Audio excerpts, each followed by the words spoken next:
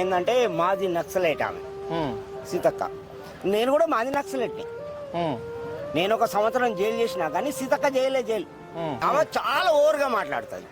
అది కాదు కదా కరెక్ట్ గా. ఆమె ఉష్క దందాలు చేస్తుంది, ఎన్నో చేస్తుంది. ఇది కరెక్ట్ కాదు. ఆమె ఒక ఉద్యమం నుంచి వచ్చినా అని చెప్తుంది ఆమె. మరి నువ్వేం చేస్తున్నావు? ఒక మహిళల గురించి ఏం చేస్తున్నావు? మహిళలు హాస్టల్లో సస్తురా చిన్న చిన్న పొరలు. సరే నేను 1 సంవత్సరం జైలు జీవితం గడిపిన 12 కేసులు పెట్టుకొని. మరి అవన్నీ చేసుకొని వచ్చినని నువ్వే కేసు లేదు, ఎక్కడ లేదు. చంద్రబాబు గారు వచ్చే నేను తీసుకొచ్చే ఎమ్మెల్యే చేసే, ఎంపీ చేసే, అన్ని చేసే. ఇవాళ నువ్వు మంత్రి అవుతావు. మరి నీకు కొంచెం అన్న ఉండాలి కదా. బాగానే మాట్లాడుతుంది కదా. బాగానే మాట్లాడతా. ఇప్పుడు నేను కూడా మాట్లాడతలేనా అన్న? నువ్వు మాట్లాడేది కాదు కదా. మామూలు పబ్లిక్ సేవ చేయను అంటే పబ్లిక్ వర్షంలో మాట్లాడతలేదా? ఎక్కడ ఉంది?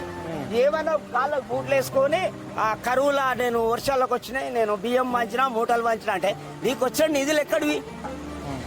ఎక్కడికి వెళ్ళి వచ్చినాయి? ప్రభుత్వం. నీకు ప్రభుత్వం కాదు, ఎక్కడికి వెళ్ళి వచ్చినాయి? ప్రజల నుంచి వస్తున్న నిధులు ఏమైనా. అంతే కదా.